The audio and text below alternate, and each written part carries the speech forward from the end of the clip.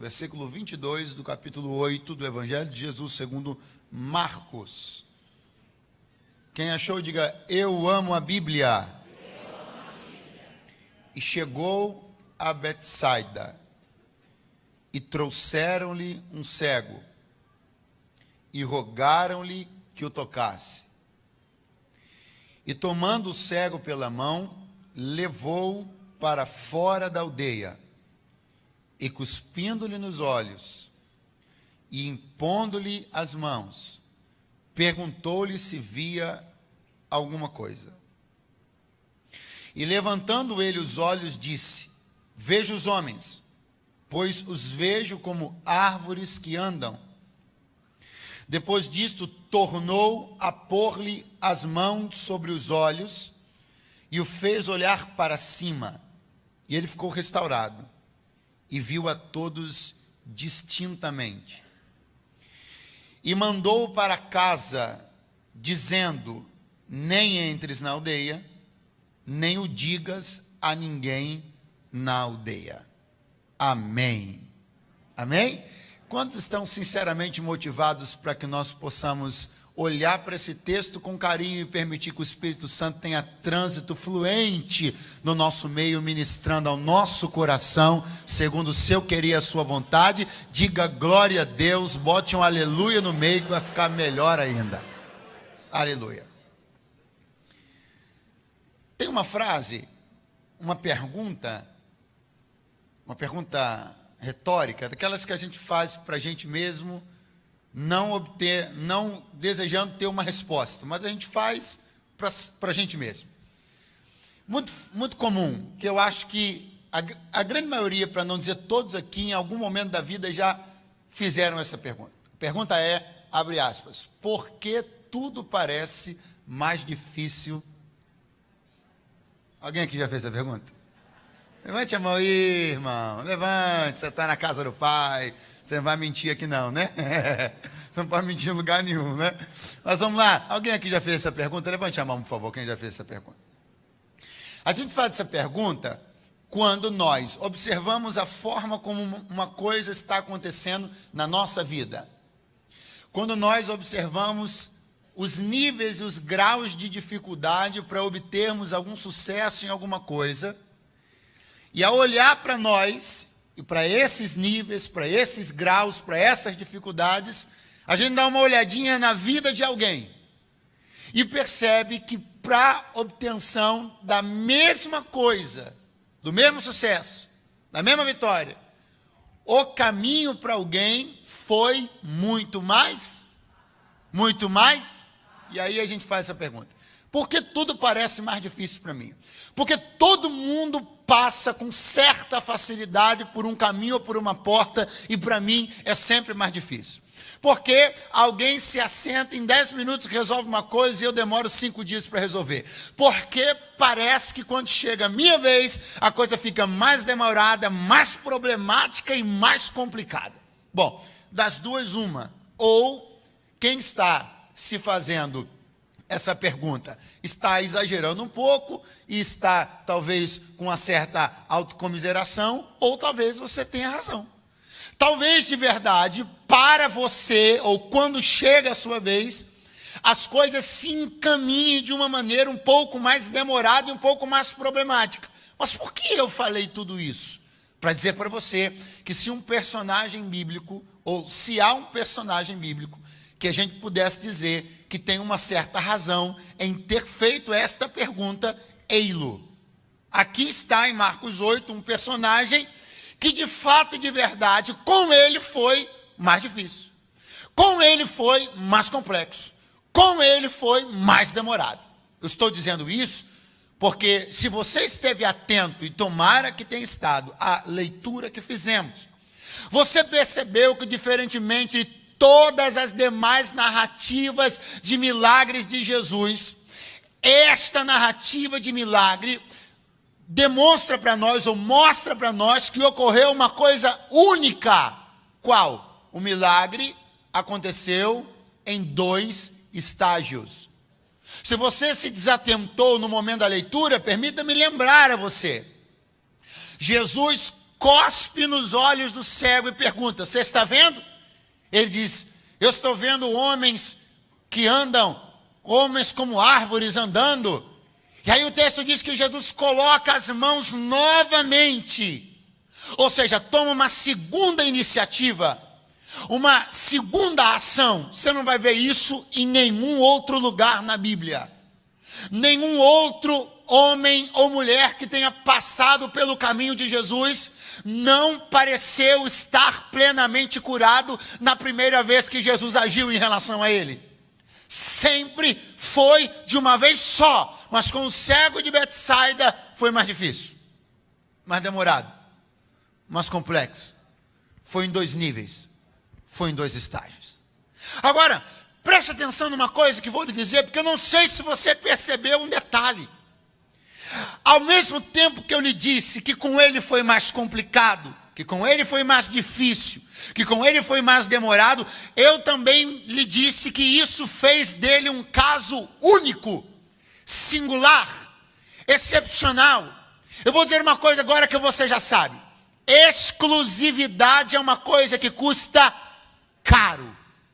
Se você procurar adquirir alguma coisa que foi feita em linha de produção, isso custará um preço. Se você buscar adquirir uma coisa que foi feita sob medida, com exclusividade, isso tem um preço diferente. Eu quero começar a animar um pouco você em meio a essa situação mais difícil, mais demorada, mais complexa, mais complicada. E eu quero te animar te dando uma palavra: aquilo que está sendo um fator que prolonga e que torna problemático, também acabará por fazer dessa história uma história inigualável em relação a todas as outras.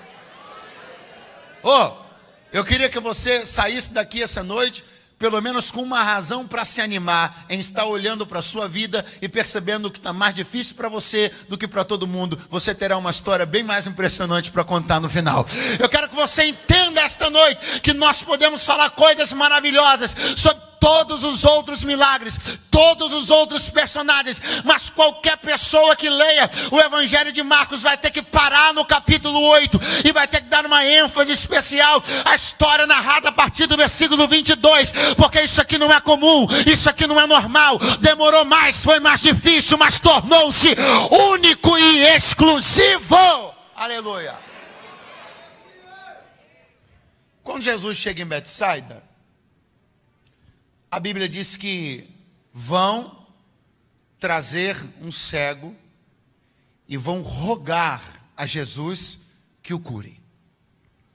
E Jesus vai fazer isso em 2 etapas. Quantas etapas? Agora pensa uma coisinha comigo bem interessante.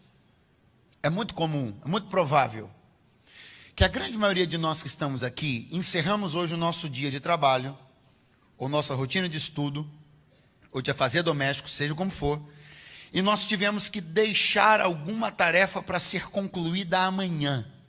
Você parou e disse assim: amanhã eu? Por que é que você teve que pegar uma tarefa e dividi-la em 2 etapas, em 2 partes? Começou hoje e vai concluir amanhã. Por 2 razões básicas. Não se ofenda, porque isso acontece com todo mundo. 2 razões básicas. Primeira, falta de tempo. Segunda, falta de capacidade. Sim ou não? Não deu para fazer, irmão. O tempo estourou. Não deu para fazer, não houve capacidade suficiente para realizar aquela tarefa de uma vez só. Então você fracionou a tarefa. Você disse: amanhã eu continuo, amanhã eu completo. Então perceba, toda tarefa que precisa ser dividida, ela só é dividida porque quem está realizando essa tarefa ou lhe faltou tempo ou lhe faltou competência. Bom, isso é estranho, porque quem está realizando a tarefa aqui desse milagre é Jesus. E eu não consigo ver Jesus com problemas de tempo, muito menos com problema de competência e nem de capacidade. Então, se Jesus não está com pouco tempo e se não lhe falta competência, por que ele dividiu a tarefa em 2 partes? Eu preciso que você entenda uma coisa. Quando você divide uma tarefa sua em duas partes, é porque lhe faltou tempo ou competência. Mas quando Deus faz por você alguma coisa em duas partes ou em dois períodos, é porque falta competência em você de receber de uma vez só. Percebeu como mudou? Por que é que Deus ainda não fez tudo? É porque Ele está sem tempo? Não, é porque você não está pronto mesmo. Por que Deus ainda não te entregou tudo que você pede? É porque Ele está com umas câimbras e não está conseguindo agir com tanta velocidade como gostaria? Não, é você que não está preparado para receber mesmo. Então vamos começar a entender uma coisa? A Ele não falta tempo, a Ele não falta poder, a Ele não falta glória, a Ele não falta graça. Ele é o mesmo ontem, hoje e eternamente. A questão está conosco. E se Ele tiver que dividir em 2 vezes, em 3 vezes, em 4 vezes, se Ele tiver que fracionar isso o ano inteiro, Ele vai fracionar. Mas não vai te dar nada que você não esteja capaz de receber, não vai te dar nada que vai te complicar, não vai te dar nada que vai fazer você se perder. Mas uma coisa certa, se Ele começou, nem que Ele divida pelo ano inteiro, mas Ele vai concluir. Aleluia, aleluia. Betsaida, Jesus chegou em Betsaida. Aonde? Aonde?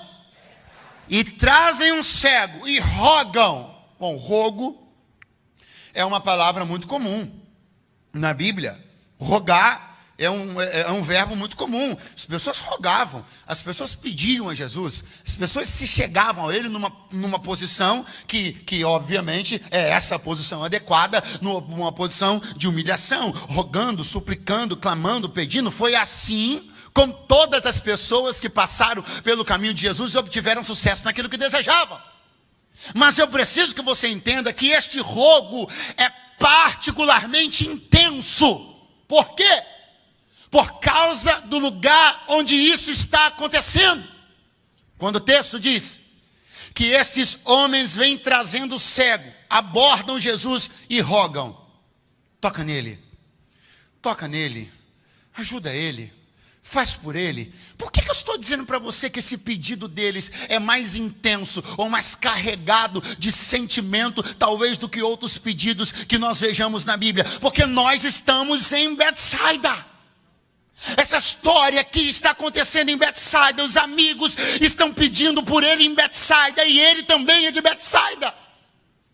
E o que significa isso, pastor? Significa que Jesus havia dado uma lista que a Bíblia chama de cidades impenitentes. E o que são estas cidades impenitentes? Lugares que, a despeito de terem recebido um grandioso volume de palavra e de milagres, não se arrependeram nem se converteram. Estes lugares, Corazim, Betsaida, esses lugares foram censurados por Jesus. Não fui eu, não foi nenhum teólogo. Jesus criticou severamente e censurou duramente esses lugares. Por quê? Porque falta a ele misericórdia? Não, porque ele não é tolo. Jesus percebeu que, a despeito de todas as mensagens que pregou e de todos os milagres que efetuou nesses lugares, não houve uma reação apropriada. Eu vou repetir: não houve uma reação apropriada. Pastor, e tem reação apropriada? Tem. Há uma reação mínima que se espera quando Deus age no meio do seu povo. Eu acho que inclusive não é essa daí não. Pode ser melhor e nós podemos fazer melhor do que isso. Há uma reação mínima que se espera quando Deus age no meio do seu povo. Você precisa entender que se um comediante começar a fazer o seu show, se a plateia ri, ele continua. Se a plateia não ri, ele continua também. Porque todo mundo que pagou a bilheteria vai sustentar o comediante a fazer a sua graça até o final. Mas com milagre não é assim, com manifestação não é assim. Ou eu me comporto adequadamente ao nível do que Deus está mandando, ou então ele vai parar de mandar. Mas quanto mais eu me mostrar receptivo ao que ele está mandando, eu preciso me preparar, porque o nível do que ele está mandando vai aumentar. Por isso que você precisa entender, por mais que isso possa parecer estranho para você, Você precisa entender, e eu digo isso sem medo nenhum de errar. Marcos 8. Jesus não estava predisposto a fazer milagre nenhum. Que isso, pastor? O senhor falar uma coisa dessa de Jesus? O senhor falar uma coisa dessa de Jesus que era amor? Que a misericórdia, é verdade, ele é amor e a misericórdia, mas não é alguém que foi pago para fazer um espetáculo e a despeito do comportamento da plateia vai continuar. Não há predisposição de Jesus em operar em Betsaida, porque é um povo incrédulo, porque é um povo que não é atencioso. Eu e você precisamos entender, eu e você precisamos levar isso mais a sério. Quando Deus começa a agir, quando Deus começa a falar, há no seu coração a expectativa de que eu e você nos comportemos de uma maneira adequada àquilo que Ele está fazendo. A palavra é digna de toda a aceitação e os milagres são dignos de toda a celebração. Então não se oculte de celebrar o milagre e nem de glorificar a palavra, porque é dele, não é nossa.